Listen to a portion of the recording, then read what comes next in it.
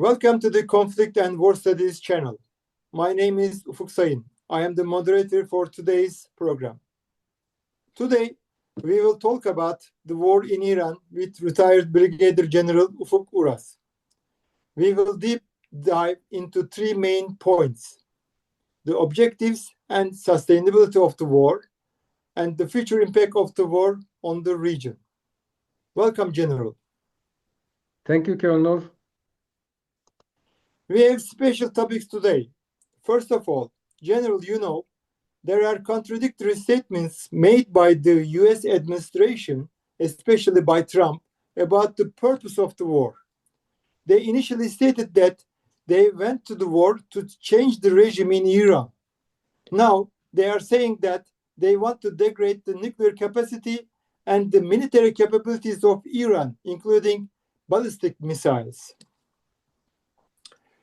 What is the real purpose of the US and the Israel operation, and why there is an incoherence among the US officials? First of all, yes, as you have rightly mentioned, that the main goal of the operation was the regime change, which was stated in the very first day of the operation, both by Americans and the Israelis. But after a couple of days, they realized that it won't be possible for them to change the regime only by killing the supreme leader of Iran and some political and military leaders. I think they thought that when they killed the supreme leader and some senior officials of Iran, the people of Iran will revolt against the regime.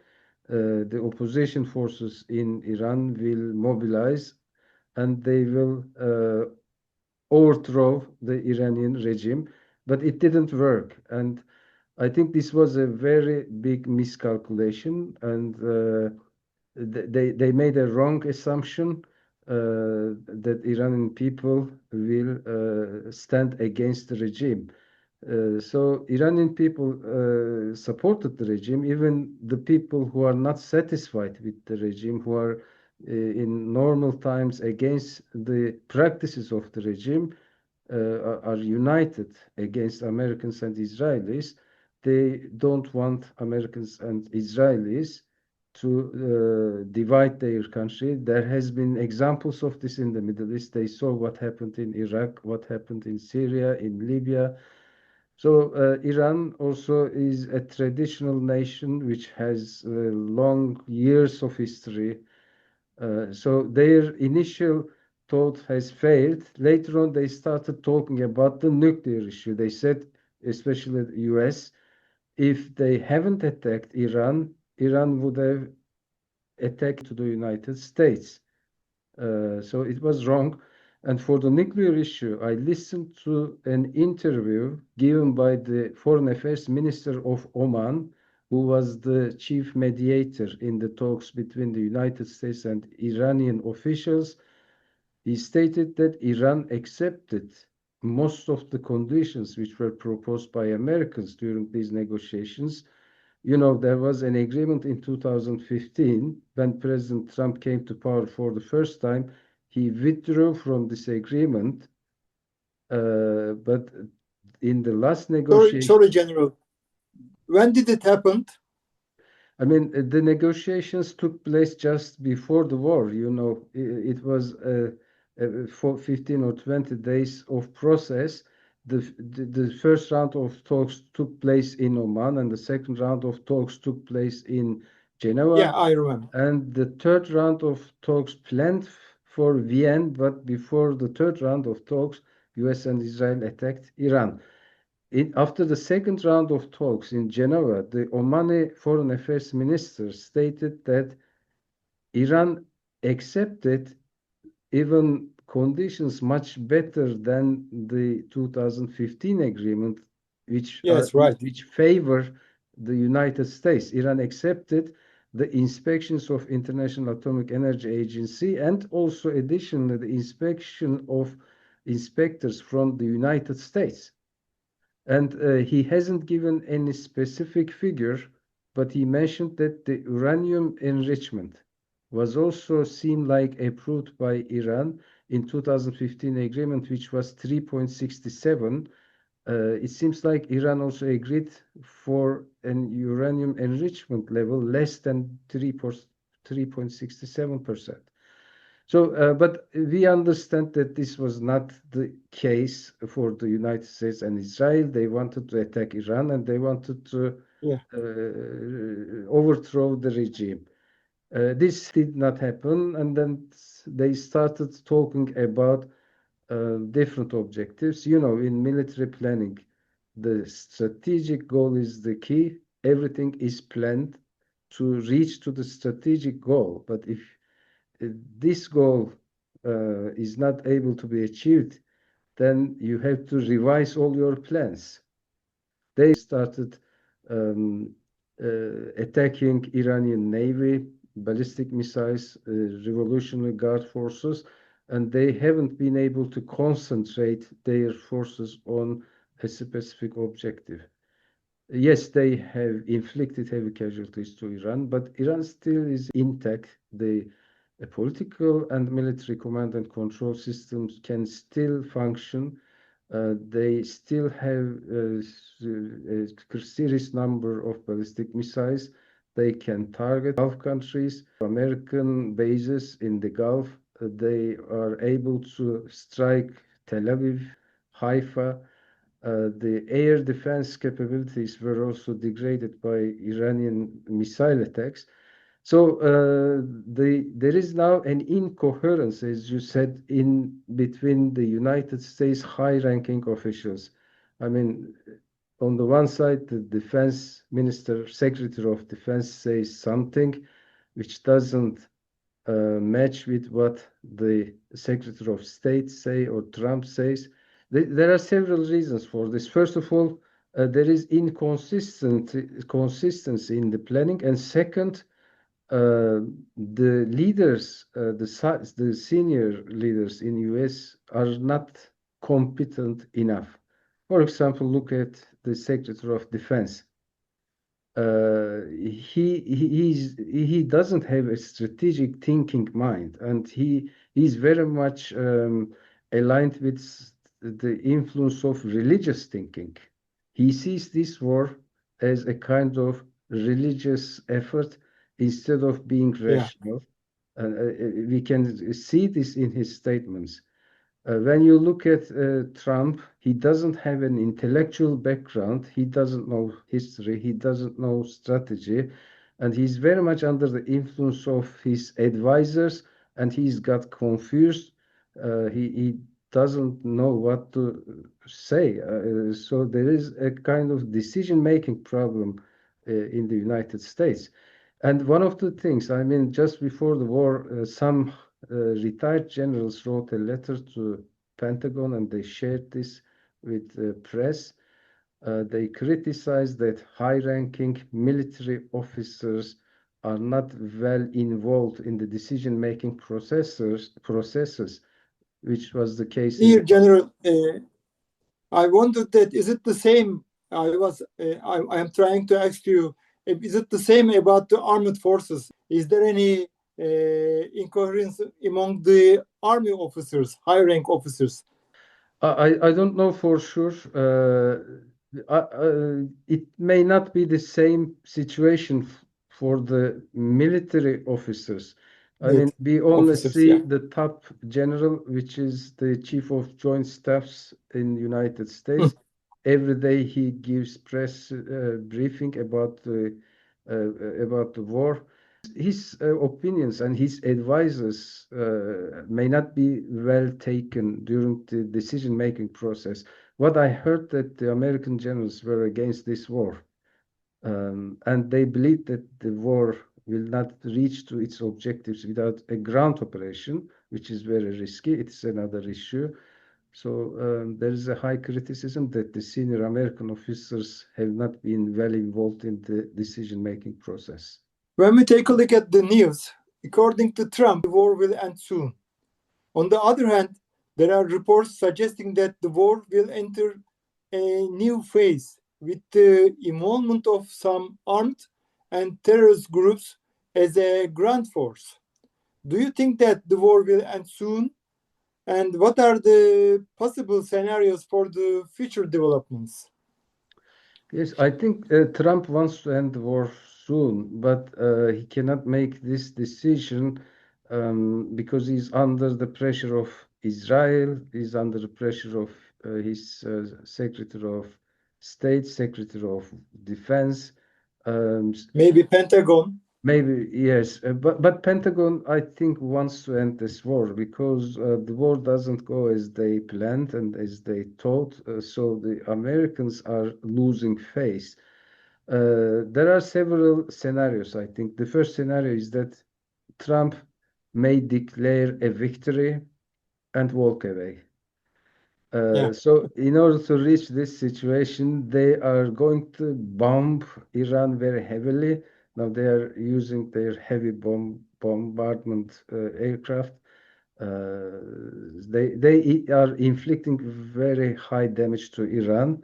So this is first scenario. The second scenario is that they can employ some terrorist groups, some armed groups in the region as a ground force that they can support them from air and they can try to divide Iran.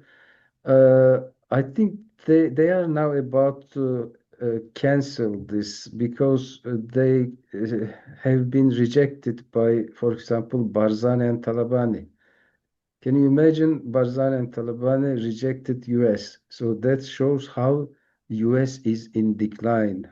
So they rejected him because they fear from Iran. They fear also from Iraq. Iraq, the majority of the Iraqi people are together with Iran. I mean, they support Iran.